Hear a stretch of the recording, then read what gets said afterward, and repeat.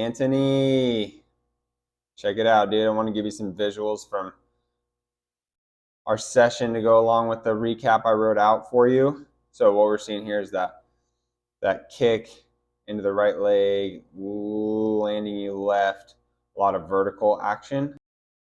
You can also see it from this down the line view. Boom. Right, so this action we were talking about right here, this right hip, it's kicking and then landing this direction. Or if we had why I keep bringing up the wall, we had our wall here, and it was, whoa, way too fast. Slow it down here.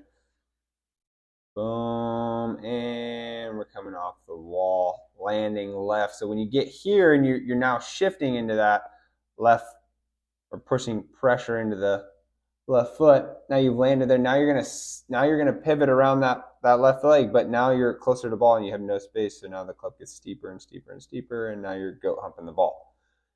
Happens really quickly. So like I was saying, we need to add some rotational aspects to this backswing. So when we're getting to about here, what's completing the backswing, let me get rid of this line right here, is going to be this hip. Both of these hips, really, you could feel this left hip instead of, and what we've done before is try to feel like an opening of this left hip.